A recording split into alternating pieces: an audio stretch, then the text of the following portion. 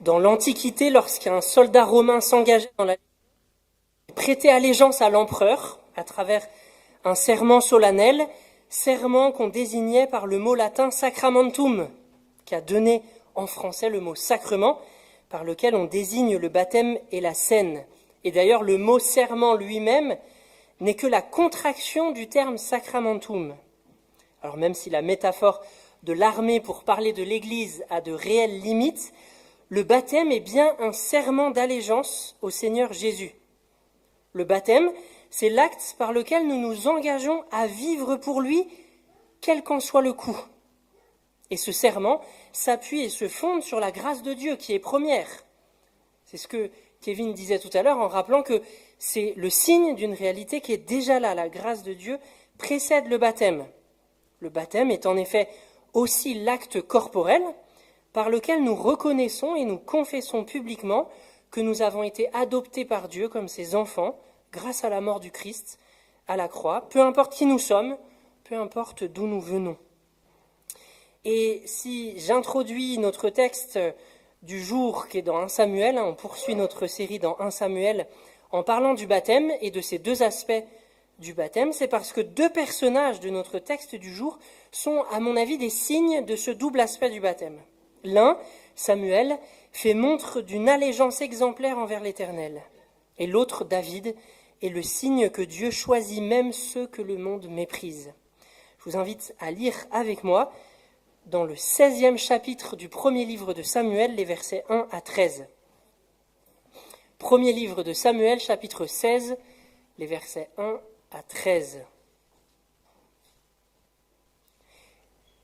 L'Éternel dit à Samuel, « Combien de temps encore vas-tu pleurer sur Saül, alors que moi, je l'ai rejeté pour lui retirer la royauté sur Israël? Remplis ta corne d'huile et va à Bethléem.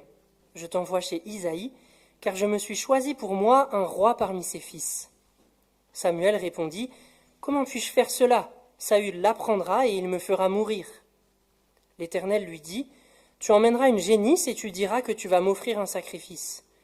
Tu inviteras Isaïe à y assister, et je t'indiquerai alors ce que tu devras faire. Tu conféreras de ma part l'onction à celui que je te désignerai. » Samuel fit ce que l'Éternel lui avait ordonné. Lorsqu'il arriva à Bethléem, les responsables de la ville, inquiets, vinrent au-devant de lui et lui demandèrent, « Ta venue annonce-t-elle quelque chose de bon ?»« Oui, répondit-il, c'est quelque chose de bon. Je suis venu offrir un sacrifice à l'Éternel.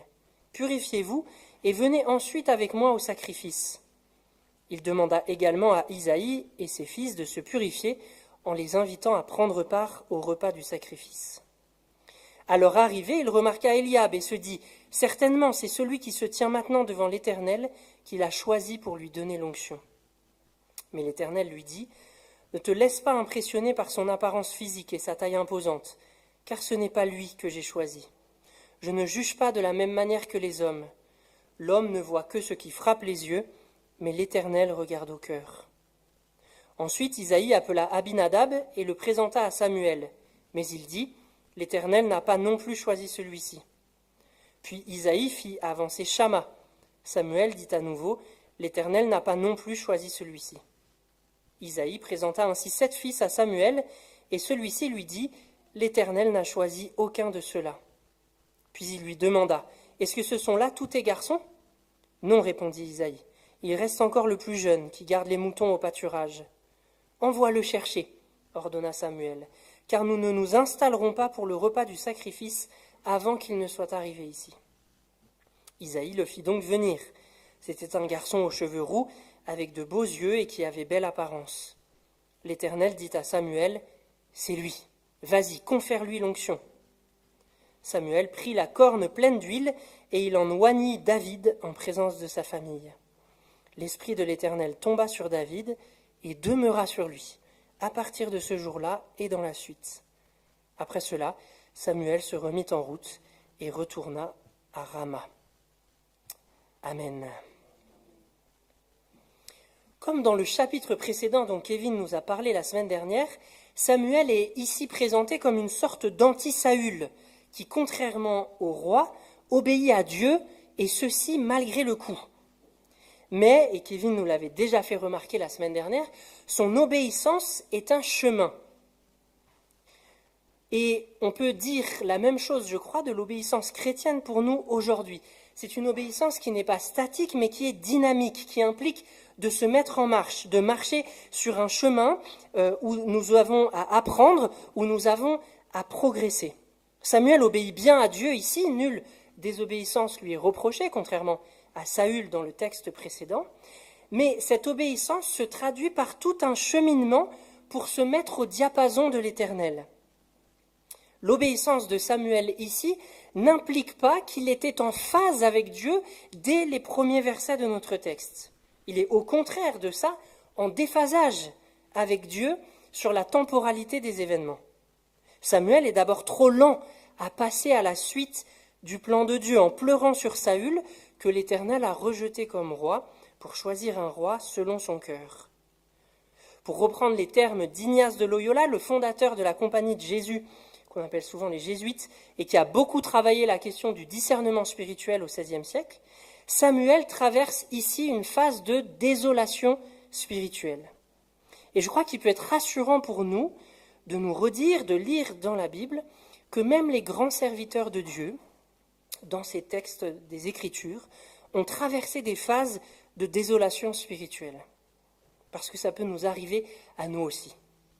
Alors ces phases de désolation peuvent être les symptômes de différentes choses en fonction du contexte, et je n'ai pas le temps de rentrer ici dans les détails. Notez juste que la désolation spirituelle n'est pas toujours de notre fait.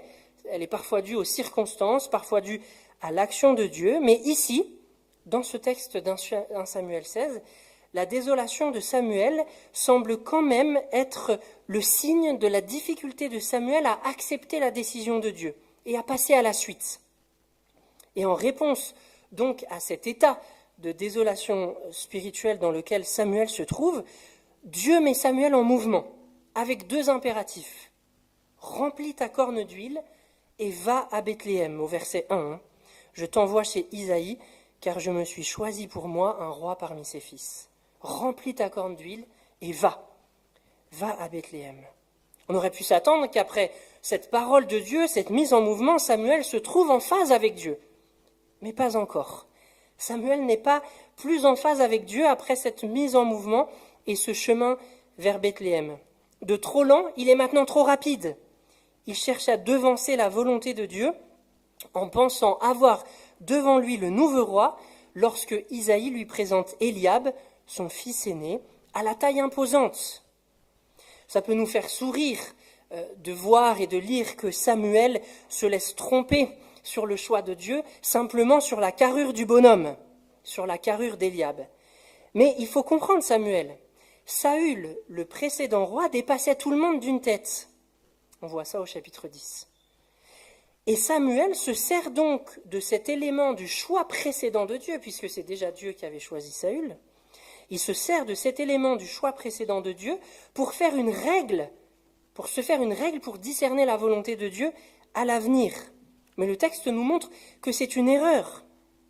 Et cela nous apprend une chose essentielle pour notre propre vie de disciple. Non seulement l'obéissance est un processus, on en a déjà parlé, mais l'obéissance envers Dieu est relationnelle.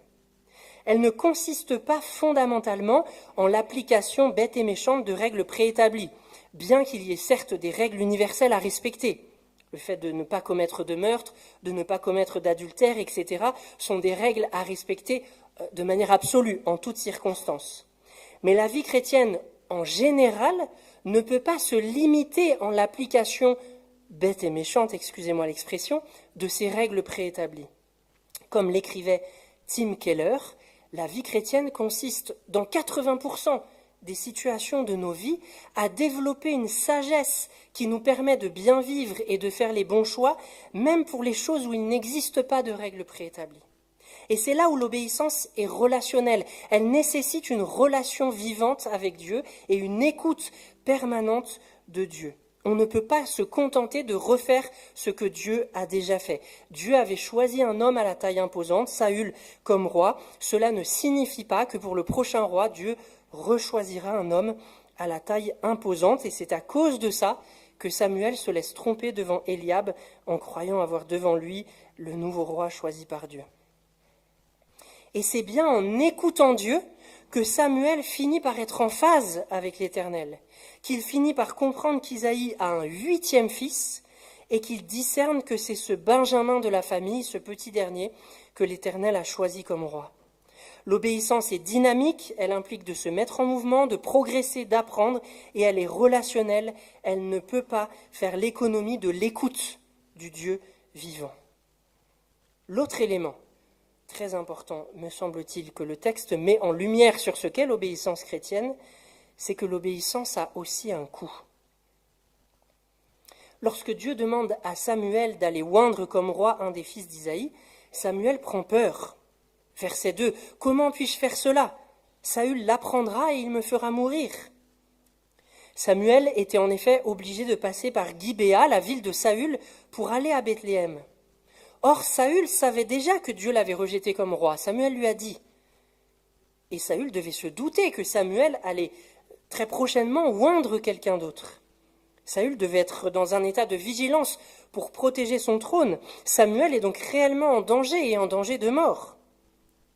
En réponse à cette peur qu'il exprime à Dieu, l'Éternel l'autorise à ne dire qu'une partie de la vérité. Tu diras que tu vas m'offrir un sacrifice, ce qui est vrai, mais qui n'est qu'une partie de la vérité. C'est une illustration intéressante, je crois, du principe dont je parlais à l'instant, selon lequel l'obéissance ne consiste pas ici en l'application bête et méchante de la règle « tu ne mentiras pas ». Samuel n'est pas amené à mentir, mais il ne dit qu'une partie de la vérité pour protéger sa vie. Toujours est-il que si Saül découvre le véritable projet de Samuel, celui-ci sera mis à mort. Sa peur n'est pas fantasmée. Il y a un danger réel pour lui et son obéissance à l'ordre de l'Éternel a donc un prix élevé. Et Samuel est prêt à payer ce prix. Sommes-nous prêts à payer le prix de notre obéissance au Seigneur ? La question me semble très importante aujourd'hui parce que dans nos pays occidentaux, et c'est heureux, le prix de notre foi, le prix de notre baptême est très peu présent dans notre quotidien. Nous ne risquons pas de mourir à cause de notre foi, nous ne risquons pas d'être emprisonnés, nous ne risquons même pas de perdre notre emploi parce que nous sommes chrétiens. Et encore une fois, c'est heureux. Nous sommes bénis d'être dans cette situation. Mais cette situation a possiblement un effet négatif sur notre foi, c'est qu'elle alimente une inconscience que nous avons du prix de notre obéissance. Et cette inconscience pourrait nous conduire à une obéissance molle ou à une obéissance partielle. Vivons-nous notre engagement au service de nos frères et sœurs et au service du monde comme des gens qui sont prêts à payer leur foi de leur vie ? Ou bien servons-nous comme des bénévoles d'un club associatif qui font tourner le club sur leur temps de loisir, mais qui cesseraient tout engagement dès que le prix en deviendrait trop élevé ? Quand vous faites le ménage à l'église, quand vous jouez à la louange, quand vous prêchez, je m'inclus donc dans la question, quand vous enseignez les enfants, etc., etc., le faites-vous comme des disciples prêts à payer le prix de leur obéissance au Seigneur et le prix de leur appartenance à son royaume ? Et la question se pose également pour les services non institués, comme prêter sa voiture à quelqu'un qui en a besoin, filer un coup de main, inviter à manger, ou même plus généralement pour notre présence au monde, dans notre manière de vivre notre profession, dans les engagements associatifs que l'on peut avoir en dehors de l'Église. Vivons-nous tout cela comme des disciples prêts à payer le prix de leur appartenance au royaume de Dieu et de l'allégeance dont ils ont fait le serment à celui qu'ils considèrent comme le Seigneur. Et je dis vous pour vous interpeller, mais la question s'adresse aussi à moi. Je ne me considère pas comme ayant déjà remporté le prix. Samuel, en tout cas, nous indique donc ici le chemin d'une obéissance dynamique, relationnelle, et dont il est prêt à payer le prix. Mais le personnage que le texte met au centre et qui occupera le devant de la scène jusqu'à la fin du 2e livre de Samuel, c'est dire son importance, c'est David, le roi selon le cœur de Dieu. Ce qui ne signifie pas qu'il était parfait. Les chapitres qui suivent nous montrera des erreurs graves commises par David. Celui qui est choisi par Dieu dans ce texte pour succéder à Saül, à qui Dieu a rejeté la royauté, c'est David, on l'a dit, le benjamin de 8 garçons, à la carrure moins impressionnante que celle de son frère aîné Eliab, et un garçon méprisé par sa famille. Son père et ses frères ne l'ont même pas invité au repas. Samuel a demandé à Isaïe d'inviter toute sa famille pour le repas sacrificiel, et ils ont oublié ou laissé volontairement de côté le petit dernier qui s'occupe de garder les moutons. Pourquoi alors est-ce que Dieu l'a choisi, le petit dernier, plus petit que ses frères et méprisé par sa famille? Eh bien, c'est parce que, comme l'indique le Seigneur à Samuel, au verset 7, l'homme ne voit que ce qui frappe les yeux, mais l'Éternel regarde au cœur. On pourrait se demander si Antoine de Saint-Exupéry ne s'est pas inspiré de ce verset dans Le Petit Prince lorsqu'il prête ces mots au renard. On ne voit bien qu'avec le cœur, l'essentiel est invisible aux yeux. En tout cas, le choix de David par Dieu nous montre que notre identité véritable ne dépend pas du regard que les autres portent sur nous, mais du regard que le Créateur lui-même pose sur nous. Même si tu penses ne rien valoir aux yeux de la société, même si ta famille t'a dit et fait comprendre que tu ne valais rien, tu es une créature de Dieu. Et le psaume déclare même une créature merveilleuse de Dieu. Il est frappant dans l'Écriture que Dieu fasse régulièrement avancer son plan de salut à travers des hommes et des femmes sur lesquels personne n'aurait misé. Pourquoi fait-il cela? Pour rappeler à son peuple, pour nous rappeler que la force et la sagesse véritable sont un don divin et non pas un mérite obtenu par les efforts humains. Heureux ceux qui sont humbles de cœur, car le royaume des cieux est à eux. Nous sommes des créatures merveilleuses de Dieu, que Dieu aime et dont il prend soin, et nous sommes dans le même temps complètement dépendants à l'égard du Créateur à qui nous devons tout. Ce que nous sommes, nous le devons à Dieu. C'est cette double vérité dont on parle souvent parce qu'elle est fondamentale pour la foi, cette double vérité qui est le fondement d'une grande confiance en soi, associée à une grande humilité. Grande confiance en soi grâce à la conscience que nous sommes des créatures merveilleuses de Dieu, tellement merveilleuses qu'il a choisi de s'incarner et de donner sa vie à notre place pour payer la condamnation que méritaient nos fautes à la croix, et dans le même temps grande humilité parce que nous avons conscience que tout ce que nous sommes, tout ce que nous faisons, nous le devons à Dieu. Et le choix de David dans notre texte est le rappel de cette vérité fondamentale et de cette grâce. Jésus aussi, lui qui descend de David, incarnera, c'est le cas de le dire, cette sagesse de Dieu qui choisit les humbles pour renverser les puissants. Jésus qui naîtra à Bethléem, dans la ville de David, dans la mangeoire des animaux, au sein d'une famille modeste. Et Hérode, le roi juif de l'époque, sentira son trône menacé par ce nourrisson dans sa mangeoire. Quelle ironie! Tout comme Saül, qui se sent menacé dans les chapitres qui suivent par l'onction d'huile versée sur David. L'autre parallèle entre David et Jésus, c'est que l'Esprit de Dieu reposera de manière permanente sur Jésus, tout comme il nous est dit ici qu'il demeurera de manière permanente sur David, et au contraire de Saül, de qui l'Esprit s'est retiré.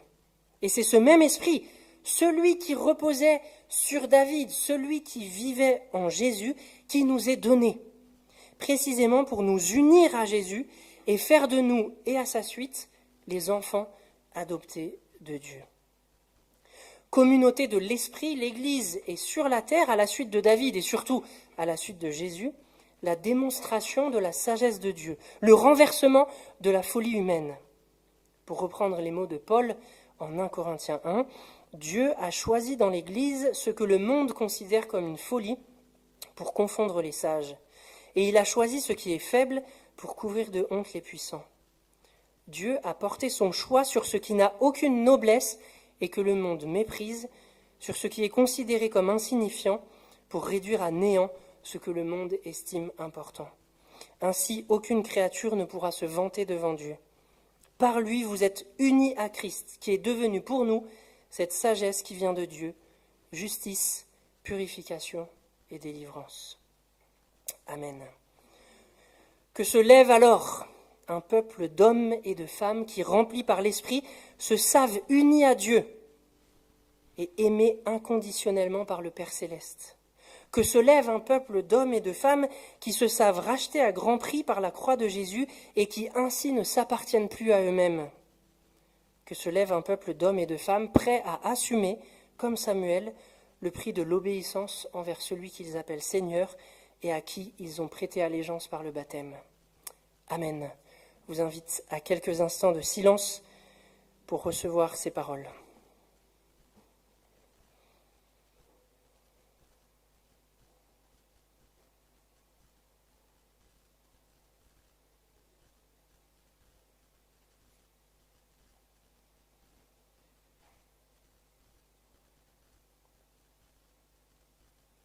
Seigneur, merci parce que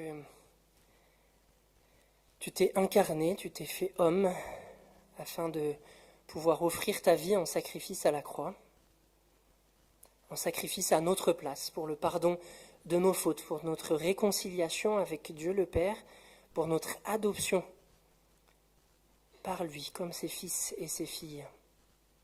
Peu importe qui nous sommes, peu importe ce que nous avons pu faire par le passé, peu importe le mépris que le monde peut nous porter, tu nous as choisis comme tes enfants et nous voulons te dire notre reconnaissance pour ça, Seigneur.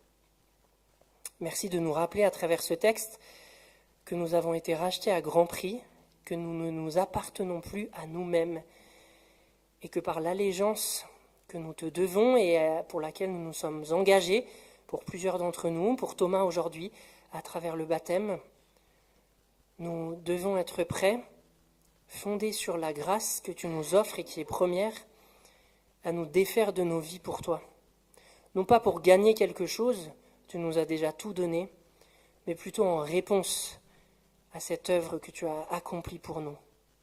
Seigneur, fais de nous un peuple purifié par toi, un peuple qui est prêt à payer de sa vie le coût de l'obéissance à toi, un peuple qui sert dans l'Église et dans le monde avec cette conviction, cette assurance, cette espérance du salut et qui est prêt à en assumer le coût à l'instar de Samuel dans notre texte d'aujourd'hui. Merci parce que tu ne nous laisses pas seuls sur ce chemin, mais tu nous remplis de l'esprit qui remplissait David, l'esprit que Samuel avait appris à écouter, l'esprit qui remplissait Jésus. Tu nous le donnes pour que nous aussi nous marchions sur le chemin de nos ancêtres dans la foi. Amen.